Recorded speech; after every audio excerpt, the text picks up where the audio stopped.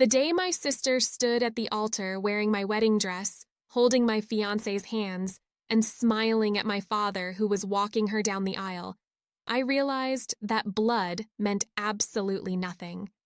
Some people are born with poison in their veins disguised as family.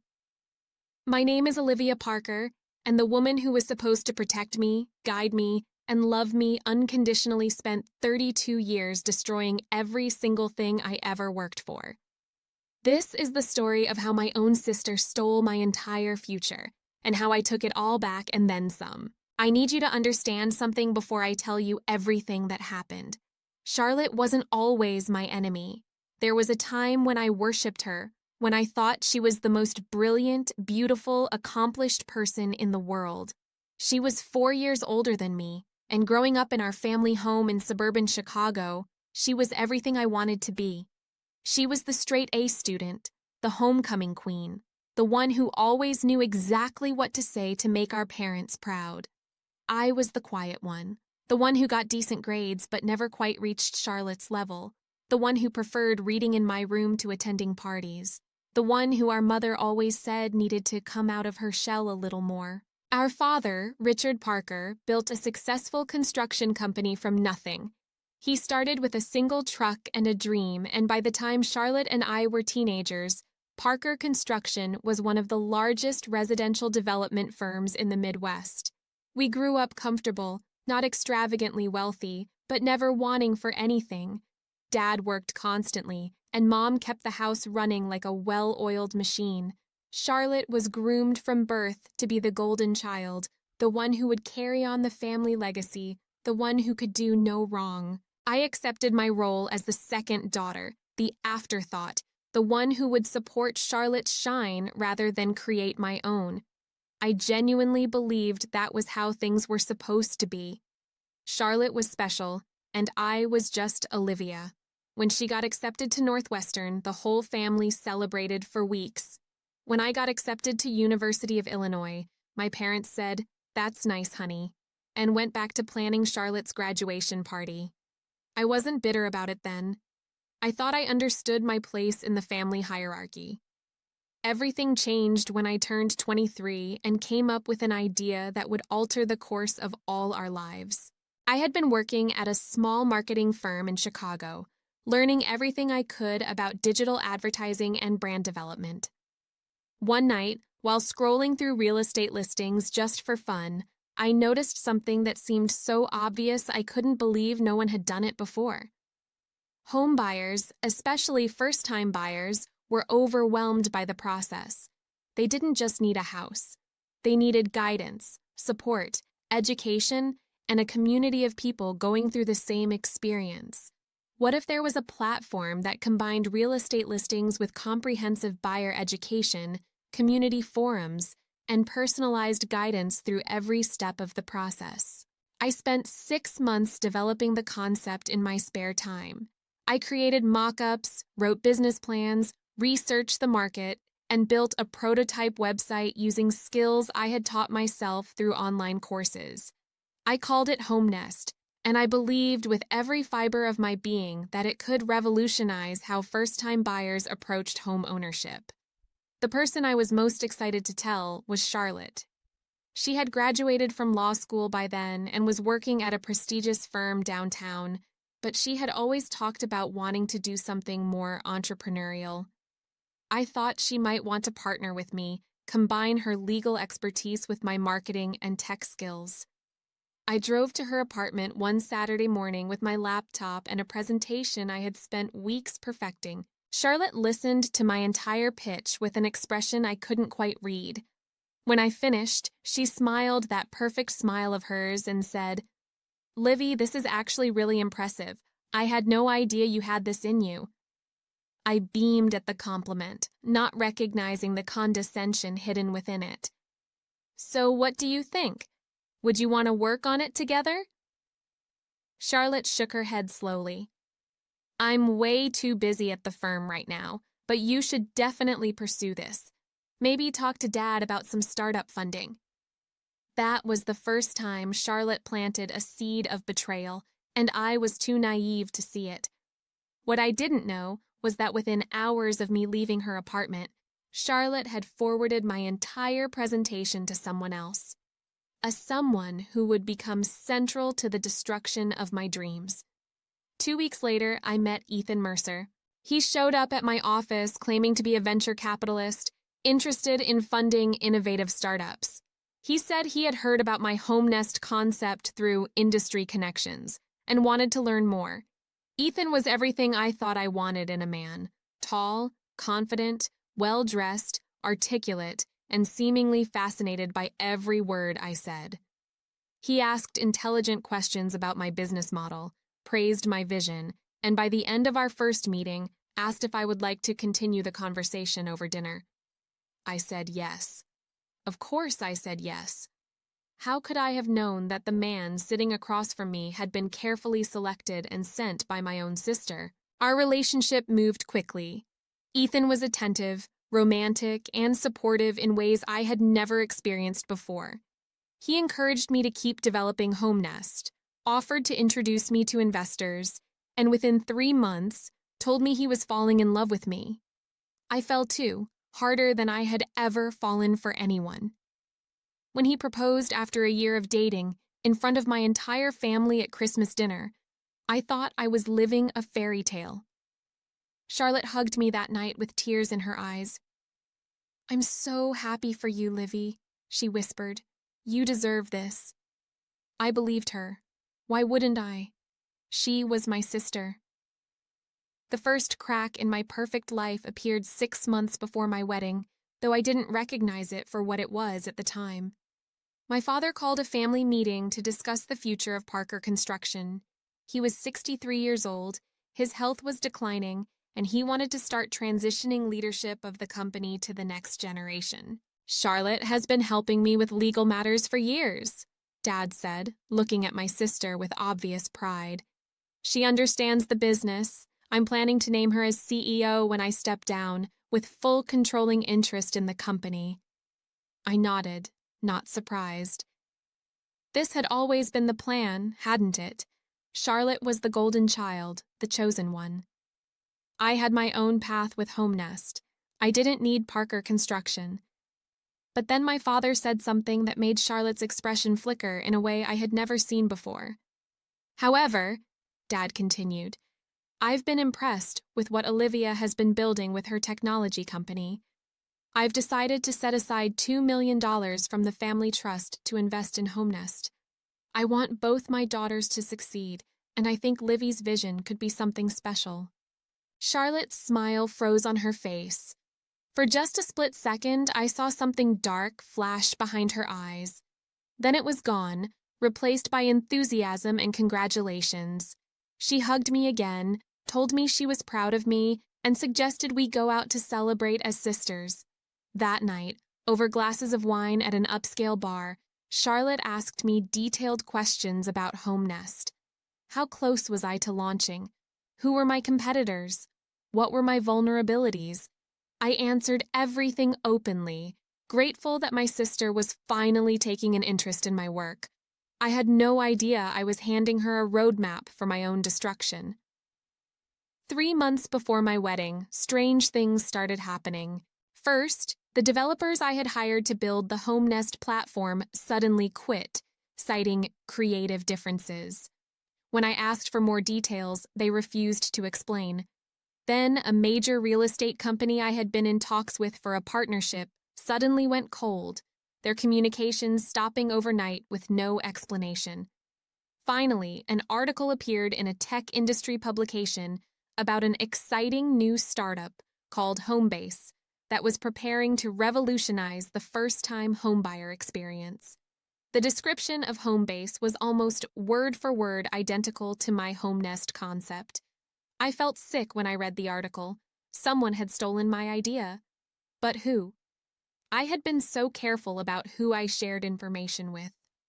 The only people who knew the full details of my business plan were my development team, a few potential investors, Ethan and Charlotte. I brought my concerns to Ethan that night. He listened sympathetically, held me while I cried, and promised to help me figure out what had happened. "It could be a coincidence," he said. Great minds think alike, right?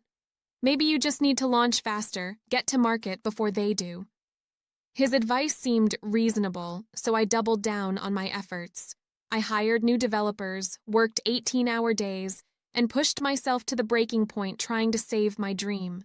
I was so focused on Home Nest that I didn't notice other things falling apart around me. I didn't notice that Ethan was coming home later and later each night. I didn't notice that he had started taking phone calls in private, walking to other rooms and speaking in hushed tones. I didn't notice that every time I mentioned something about Home Nest, the same information seemed to appear in Homebase's strategy shortly afterward. I was blind because I trusted the people closest to me. I was blind because I couldn't imagine that my own family would betray me. The truth started revealing itself 1 month before my wedding, though it came in pieces I couldn't quite assemble yet. My best friend since childhood, Grace Kim, had become an investigative journalist for a Chicago newspaper. She had always been protective of me, suspicious of people I trusted too easily, and she had never quite warmed up to Ethan. "There's something off about him, Liv," she had told me multiple times. "The way he watches you, the way he always seems to know exactly what to say, it feels rehearsed." I had dismissed her concerns as jealousy or overprotectiveness. But when Grace called me that day, her voice was shaking in a way I had never heard before. "Livy, I need you to meet me right now. Don't tell anyone where you're going, especially not Ethan." I found Grace at a coffee shop on the other side of the city, sitting in a back corner with a folder of documents in front of her. Her face was pale. "I've been doing some digging," she said before I could even sit down. "I'm sorry, Liv. I know this is going to hurt, but you need to know the truth." Grace spread the documents across the table. The first was a corporate registration for Homebase Technologies, LLC. The founder and CEO was listed as Charlotte Parker. I stared at the document, my brain refusing to process what I was seeing. This has to be a mistake. Charlotte doesn't know anything about tech startups. She's a lawyer. "Keep reading," Grace said quietly. The next document was an email chain, obtained through a source Grace had at the investment firm that was funding Homebase. The emails were between Charlotte and a man named Derek Sullivan, who appeared to be handling the company's operations. In one email, Charlotte had written, "My sister's presentation is attached.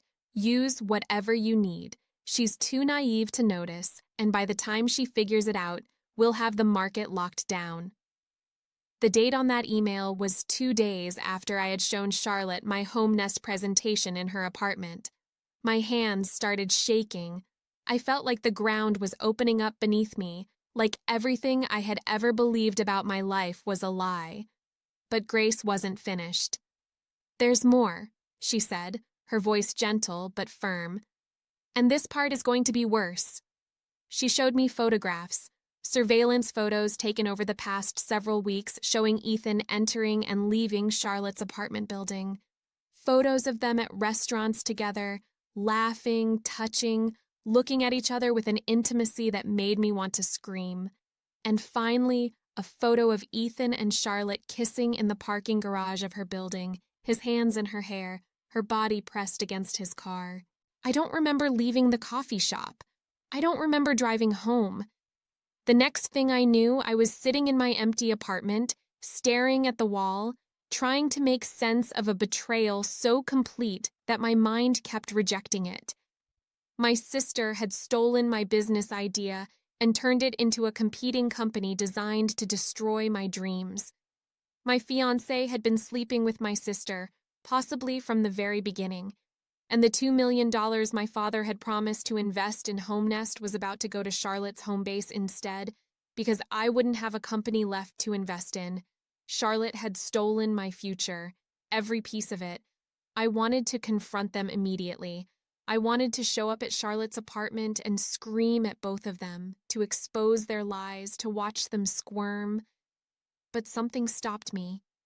Maybe it was the shock, or maybe it was some survival instinct that told me I needed to be smarter about this. If I confronted them now, they would deny everything.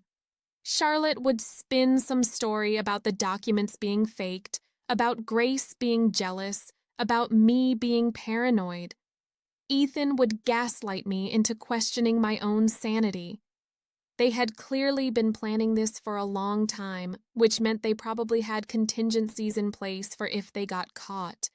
I needed evidence they couldn't deny. I needed to understand the full scope of what they had done, and I needed a plan to make them pay for every single lie. That night, I made a decision that would change everything. I was done being the naive little sister who trusted everyone and got walked over. I was going to play their game, but I was going to play it better. The first thing I did was pretend nothing had changed. This was the hardest part. Every time I looked at Ethan, I saw him kissing my sister. Every time Charlotte texted me about wedding details, I imagined her laughing about how stupid I was. But I forced myself to smile, to act normal, to be the same trusting Olivia they expected me to be. Meanwhile, I was gathering information. Grace helped me access Charlotte's professional emails through a contact at her old law firm. What we found painted a picture of a betrayal that had been years in the making. Charlotte hadn't just stolen my home nest idea. She had been systematically undermining me since childhood, sabotaging friendships, spreading rumors, and making sure I never outshone her in anything. In one email to a college friend, Charlotte had written, "Olivia thinks she's finally going to accomplish something with this stupid startup. It's pathetic watching her try, but don't worry, I've already made sure it won't go anywhere. By the time I'm done, she'll be right back where she belongs, in my shadow." I read that email 3 times before the words fully sank in. My sister didn't just want to succeed, she needed me to fail. Her entire identity was built on being better than me, and any success I achieved was a threat to her sense of self. But the most devastating discovery came when I started investigating Ethan. I had always wondered how Ethan had found out about Home Nest in the first place. He claimed to have heard about it through industry connections, but I had been operating in stealth mode at the time. Very few people knew what I was working on. The answer came in a text message thread that Grace managed to recover from Ethan's cloud backup. 3 weeks before Ethan first contacted me, Charlotte had sent him a message. "I found the perfect guy for my sister. Smart, charming, exactly her type. And best of all, he needs money bad enough to play along. Call me to discuss terms." Ethan's response, "How much are we talking?" Charlotte, $50,000 up front, another $50,000 when she signs the prenup I'm having drafted, and 10% equity in Homebase once it launches. My relationship had been a business transaction from the start. Ethan had never loved me.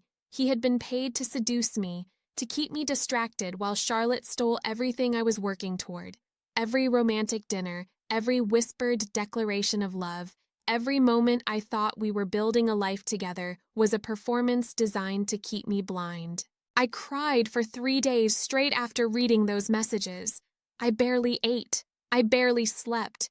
I just sat in my apartment, letting the grief and rage wash over me in waves.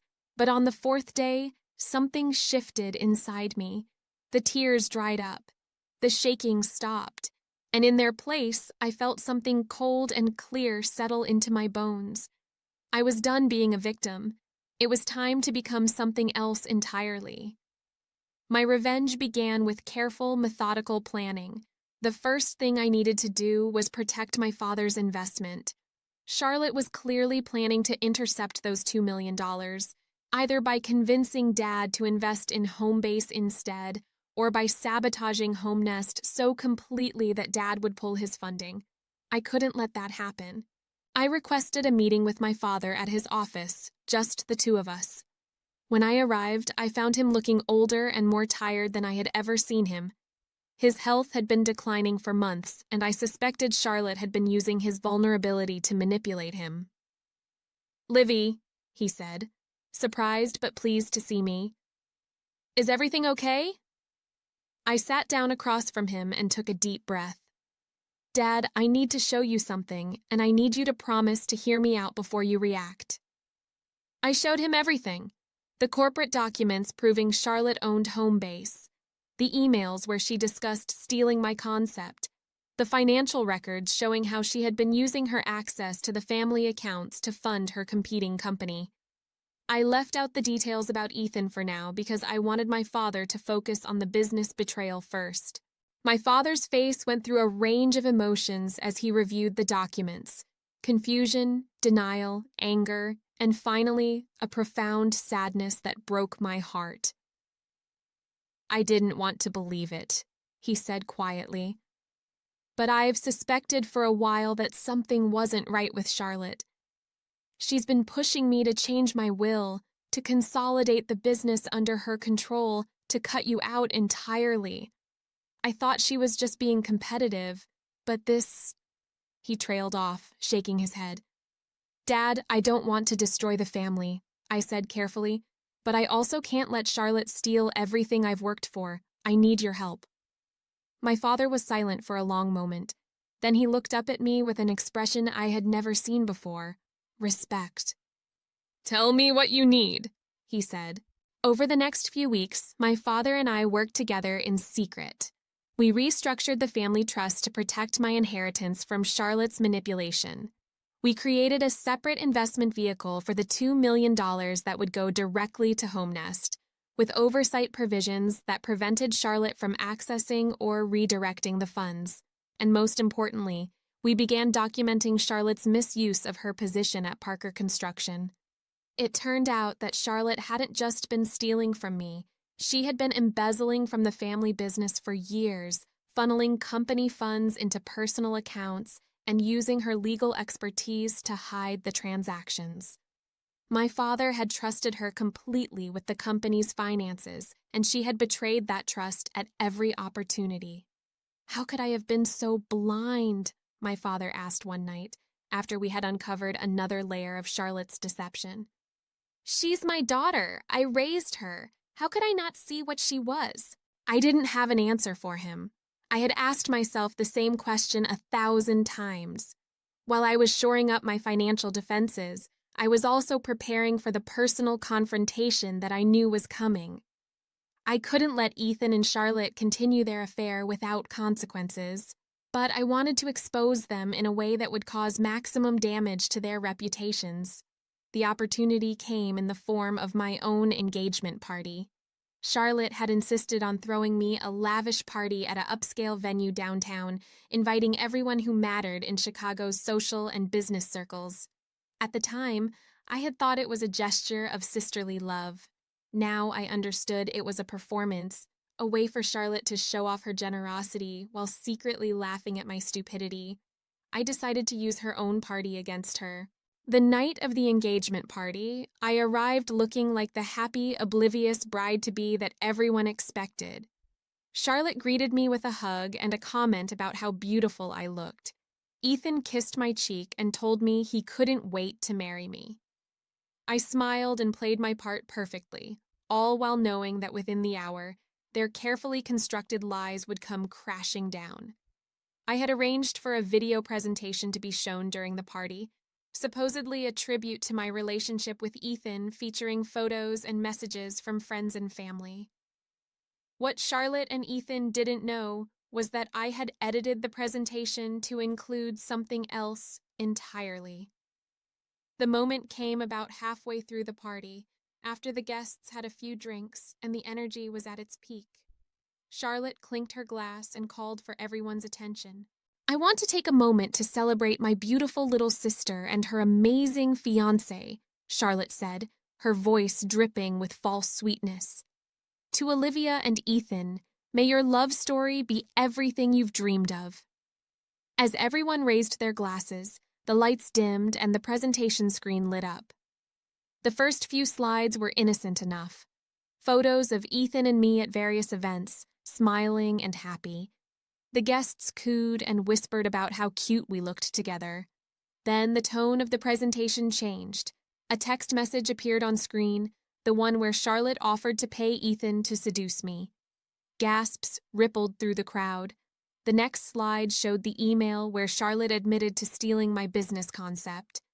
Then came the photos of Ethan and Charlotte together, the surveillance images that Grace had gathered, culminating in the photograph of them kissing in the parking garage. The room went completely silent. Every eye turned to Charlotte and Ethan, who stood frozen in the middle of the crowd like deer caught in headlights. I stepped forward, my voice clear and steady despite the pounding of my heart. "I'm sorry to interrupt the celebration, but I thought everyone should see the real love story here. My sister Charlotte has been sleeping with my fiancé for over a year. She paid him to pretend to love me while she stole my business idea and tried to destroy everything I've worked for." The next document was an email chain, obtained through a source Grace had at the investment firm that was funding Homebase. The emails were between Charlotte and a man named Derek Sullivan, who appeared to be handling the company's operations. In one email, Charlotte had written, "My sister's presentation is attached. Use whatever you need. She's too naive to notice, and by the time she figures it out, we'll have the market locked down." Charlotte's face went from white to red in a matter of seconds. "Olivia, you don't understand. These are fake. Someone is trying to frame me." "Really?" I pulled out my phone and played an audio recording. It was Charlotte's voice, clear as day, talking to Ethan about their plan. "Can you fake this too?" The recording was damning. Charlotte discussed how she would handle our father, how she would make sure I never succeeded at anything, how she and Ethan would eventually leave Chicago and live off the money they had stolen. By the time the recording ended, Charlotte was crying and Ethan was backing toward the door. "Don't bother running," I said to Ethan. "The police are already aware of your involvement in the fraud. You might want to call a lawyer." The aftermath of the engagement party was chaos. Charlotte tried to spin her way out of it, claiming I had manipulated the evidence, that I was jealous of her success, that I had always resented being the lesser sister. But too many people had seen the proof with their own eyes. The guests at the party included business partners, family friends, and social connections who had known our family for decades. Charlotte's carefully cultivated reputation crumbled in a single night. Ethan disappeared almost immediately, probably running from the fraud charges that were already being prepared. He had made the mistake of using the money Charlotte paid him to make some illegal investments, and when the authorities started looking into his finances, they found a trail of crimes that went far beyond his arrangement with my sister. But Charlotte wasn't finished yet. She was too arrogant, too confident in her own superiority to accept defeat.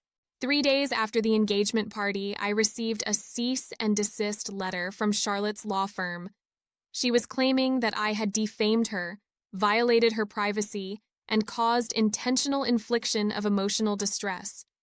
She was suing me for $5 million in damages. I had expected something like this. Charlotte had always believed she was smarter than everyone else, and she was betting that I would cave under the threat of legal action. She didn't know that I had been preparing for this moment for months. My countersuit was filed the same day. I sued Charlotte for intellectual property theft, fraud, breach of fiduciary duty, conversion of business assets, and conspiracy. I also filed criminal complaints for embezzlement from Parker Construction and for her role in Ethan's fraud scheme. The evidence I had gathered was overwhelming. Emails, financial records, witness statements, and recordings that documented every aspect of her betrayal. Charlotte's attorney tried to negotiate a settlement. She offered to drop her lawsuit against me if I dropped mine against her. She offered to pay back the money she had stolen. She even offered to sign over Homebase to me if I would agree to keep everything quiet. I refused every offer. I didn't want a settlement. I didn't want her money. I wanted her to face the full consequences of what she had done. I wanted the world to see the real Charlotte Parker, the manipulative, envious, cruel woman who had spent her entire life trying to destroy her own sister. The legal proceedings took almost 2 years to complete, and they were brutal for everyone involved. Charlotte hired the best lawyers money could buy, and they fought every piece of evidence we presented. They attacked my credibility, my motives, my character. They claimed I was unstable, vindictive, a failed entrepreneur looking to blame someone else for my own shortcomings. There were days when I wanted to give up, when the emotional toll of reliving the betrayal in court felt like more than I could bear. But I kept going. Every time I felt weak, I remembered the text messages where Charlotte laughed about how stupid I was. I remembered Ethan's empty promises, the engagement ring that meant nothing, the future I had believed in that was never real. I remembered all the years I had spent in Charlotte's shadow, never understanding that she was actively working to keep me there. My father testified against Charlotte in the embezzlement case. It was one of the hardest things he ever did, sitting in a courtroom and publicly acknowledging that his golden child had been stealing from the family business for years. But he did it because he finally saw the truth about who Charlotte really was, and he wanted to make things right. Grace's journalism skills proved invaluable throughout the legal process. She uncovered additional evidence of Charlotte's misconduct, including a pattern of sabotaging competitors throughout her career. Charlotte had left a trail of ruined lives behind her, people she had manipulated, stolen from, and discarded once they were no longer useful. One by one, these victims came forward to add their voices to the case against her. The criminal trial concluded first. Charlotte was found guilty of embezzlement and fraud, sentenced to 3 years in prison with the possibility of parole after 18 months. The judge's statement was scathing. The defendant has demonstrated a pattern of calculated deception and willful harm to her own family members. The court finds her lack of remorse particularly troubling and believes that a significant sentence is necessary to serve the interests of justice. I was in the courtroom when the verdict was read. I watched Charlotte's face crumble as she realized that her charm and manipulation wouldn't save her this time. For the first time in my life, I saw her look small, vulnerable, and afraid. I expected to feel triumph or satisfaction. Instead, I felt mostly empty. This was my sister. Despite everything she had done, part of me still mourned the relationship we could have had. The civil trial was even more decisive.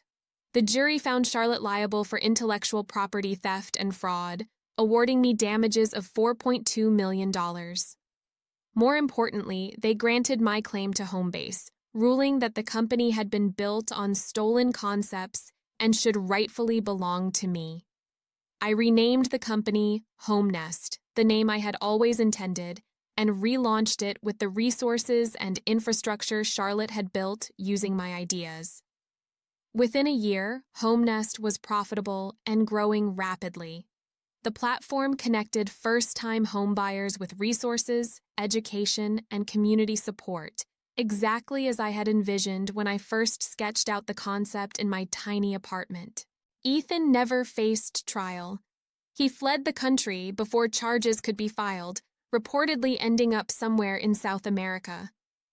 Occasionally, I wonder what happened to him, whether he found another vulnerable woman to deceive, whether he ever feels any remorse for what he did. But mostly, I don't think about him at all. He was never real to me, just an actor playing a role in Charlotte's scheme. The person I thought I loved never existed. My father passed away 18 months after Charlotte's conviction. The stress of the legal proceedings and the revelation of Charlotte's betrayal had taken a severe toll on his already fragile health. In his final weeks, he asked me to visit him every day, and we talked for hours about the past, the family, and the future. "I'm sorry I didn't see it sooner," he said to me one afternoon, his voice weak but his eyes clear. "I favored Charlotte because she reminded me of myself when I was young, ambitious, confident, driven. I didn't realize that what I saw as strength was actually something much darker." "It's not your fault, Dad," I said, though part of me had carried resentment toward him for years. "Charlotte made her own choices." "I should have paid more attention to you," he continued. "You were always the one with the good heart, the one who cared about people more than success. I was so focused on building the business that I missed what really mattered. Before he died, my father revised his will one final time. He left Parker Construction to me along with the majority of his estate. Charlotte was explicitly disinherited, a decision he said was not about punishment, but about protecting the family legacy from someone who would only destroy it. Charlotte wrote me a letter from prison after our father's death. I debated whether to read it or just throw it away, unopened. In the end, curiosity won out. The letter was 6 pages long, filled with justifications, accusations, and what Charlotte apparently believed were explanations for her behavior. She blamed our parents for putting too much pressure on her. She blamed me for being too perfect, for making her feel inadequate. She blamed Ethan for manipulating her into the affair. She blamed everyone except herself for the choices she had made. At the very end of the letter, there was something that might have been an apology. I never meant for things to go this far. I thought I was protecting myself, but I see now that I destroyed everything instead. If there's any part of you that remembers the good times we had as sisters, please find it in your heart to forgive me. I read those words several times, trying to feel something, forgiveness, pity, understanding. But all I felt was tired.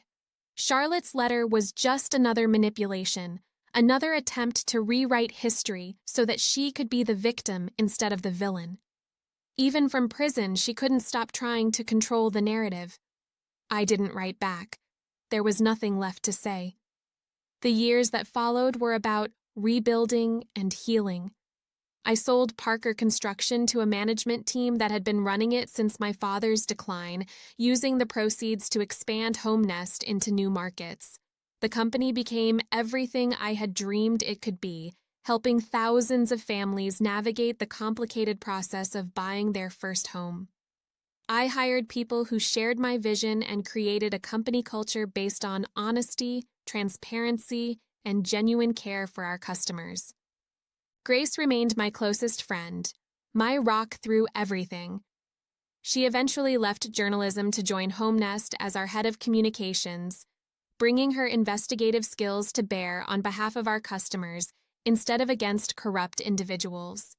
We joked sometimes that Charlotte had accidentally given us the push we needed to build something great. I dated occasionally, but found it difficult to trust anyone with my heart again.